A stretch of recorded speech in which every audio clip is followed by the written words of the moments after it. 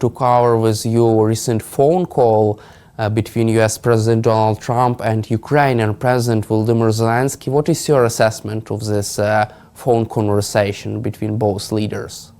Well, again, I'm sorry to focus on Trump, is that Trump said the most startling thing was that the US could take control of the Zaporizhzhia power plant and get it going again in everybody's interest. I mean, this in a way is fantapolitica, as the Italians would say, is fantasy, because I cannot see in terms of hostility, which don't seem like ending soon, American engineers going into Zaporizhzhia, and so therefore it's hypothetical. And I think that probably immediately after the event that Trump probably knew it, but it was a classic piece of gesture politics, which is really aimed at I'm sorry to say, at a domestic audience. And I think you would like me to say that it's aimed at taking into consideration the domestic audience with you in Ukraine. I don't think it is at all. I think it's the way Trump is projecting his second administration as the real tough guy. That all bets are off now, and I will tell you how I can make America great again based on the idea of the art of the deal. Well, so far it hasn't been terribly successful, has it? And actually the record of the first Trump presidency isn't terribly good. But that's what he's saying. I can do it. I can make a big, bold gesture. And we heard the manifesto even before he took office this time round that I can resolve these conflicts in 24 hours. He's not going to be able to do it in 24 weeks. It's pretty clear. And I think for Ukraine, this is where the Europeans are strengthening their position. It's taking a long time and will take a long time. But the idea that you can negotiate about a chunk of real estate, as Trump sees it, in the middle of Europe, where you have no title, you're not the owner at all, I'm looking for the right word. I think it's really bizarre. Is the word that I'm looking for. And looking in detail at the situation in Zaporizhzhia, and one of the directors of the plant has given an excellent interview to Le Monde, the French Le Monde, and saying how terribly difficult all this is to get the plant going again, even if it wasn't on the front line. And Russia intends to keep it on the front line, I think, for the foreseeable weeks and months. Let's also cover Vladimir Putin. What do you expect from Putin in the next stages of negotiations, and do you feel that he could also face some pressure from his inner circle on these negotiations and a ceasefire deal? Well, I'm no more expert than anybody, and probably way back on the inner circle, but the inner circle is what really counts, as you say.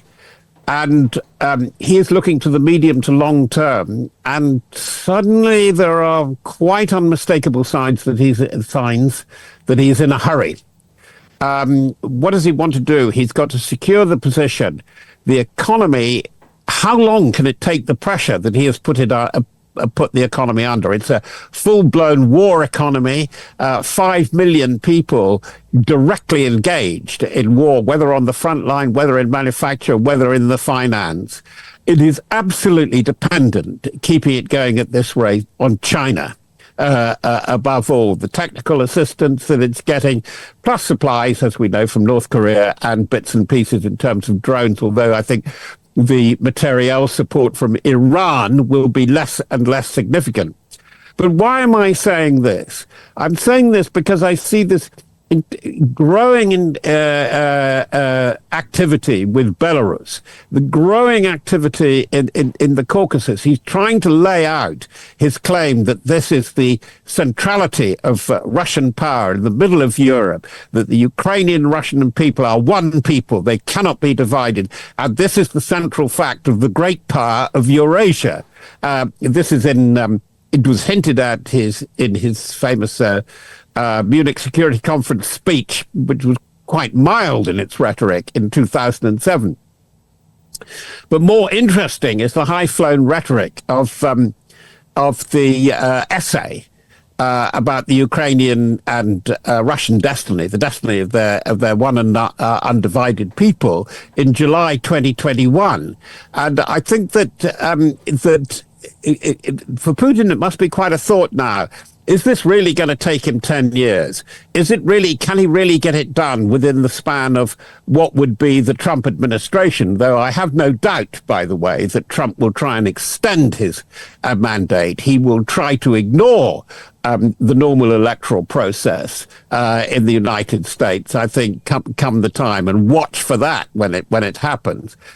But just to go back, is that Putin has got a time scale on what he wants to do.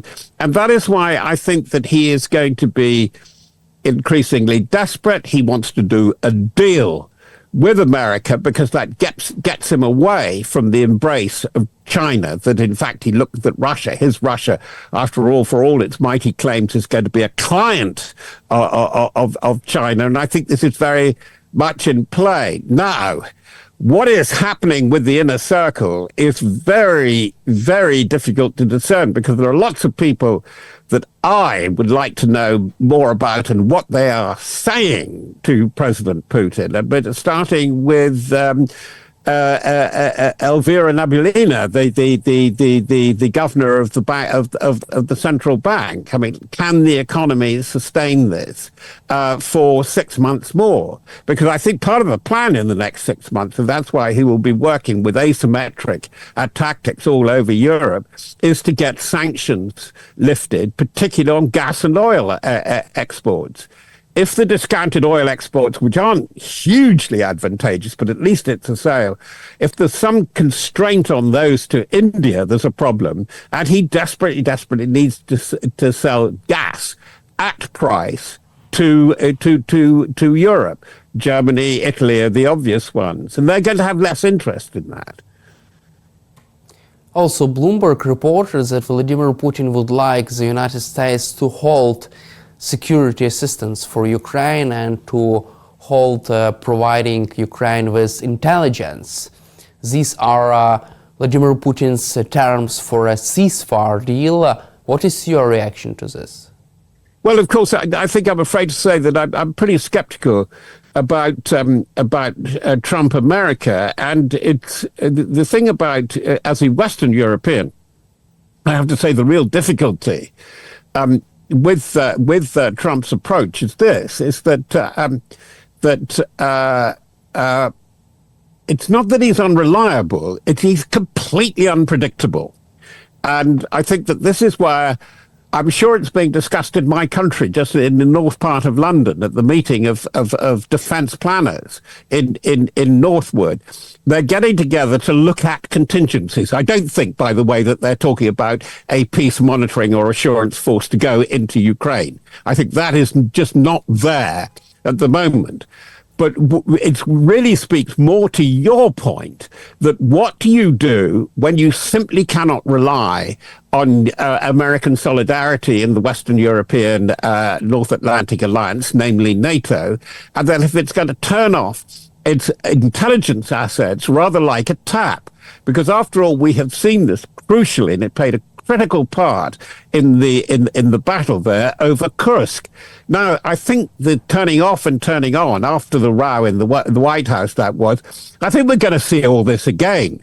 And I think that the core European players, and they're led by a trio, it has to be said now, the odd trio, but interesting, are Starmer of my country, Macron, who is being very clear and forthright, and Friedrich Merz, because I think that there is a growing sensation in Germany of the real jeopardy that they're in for this, that this trouble, this on-off war with Russia is not going to stop, and it's not going to stop in Ukraine.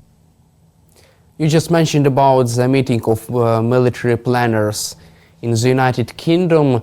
British Prime Minister Keir Starmer has been discussing this idea of deploying troops to Ukraine. Moreover, British special forces are being put on a high alert, on standby, to get ready for possible deployment to Ukraine.